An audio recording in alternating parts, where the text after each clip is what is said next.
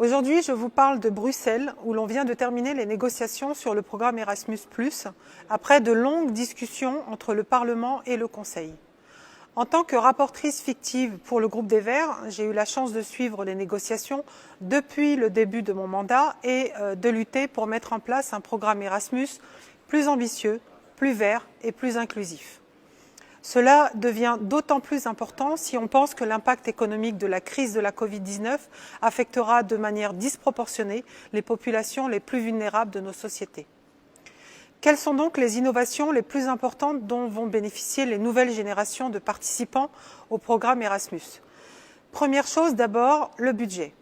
Le budget du programme est un élément fondamental pour stimuler la dimension d'inclusion des groupes défavorisés et vulnérables.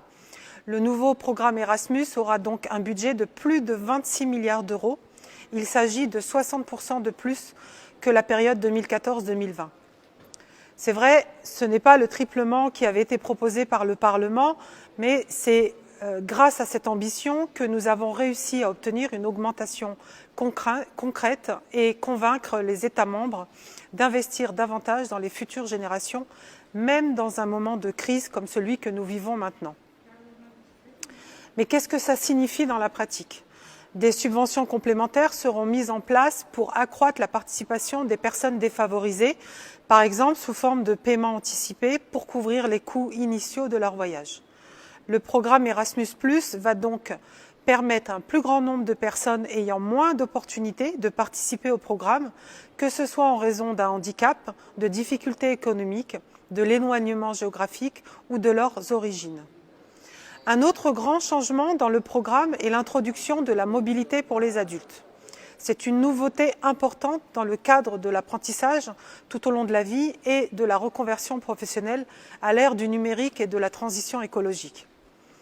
Le nouvel Erasmus accorde aussi une augmentation au budget pour la formation professionnelle, avec un engagement pour un investissement à la hauteur de 400 millions d'euros dans le développement de plateformes de coopération de centres d'excellence professionnelle. Enfin, et surtout, le programme Erasmus va devenir plus vert. C'est grâce à une initiative de notre groupe politique que le Parlement européen a voté une résolution qui encourage le verdissement d'Erasmus+.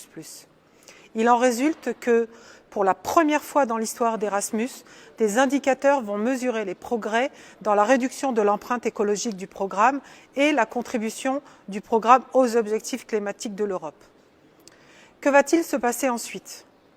Le programme doit être approuvé par le Parlement, notamment le texte nouveau, lors d'un vote en plénière qui se tiendra probablement en janvier 2021, ainsi que par le Conseil. Mais le travail vient juste de commencer. Dans les prochaines années du mandat, je vais suivre de très près la mise en œuvre du programme pour veiller à ce que tous nos objectifs soient réalisés concrètement et que la nouvelle génération Erasmus puisse guider l'Europe vers un futur plus juste, plus équitable pour toutes et tous.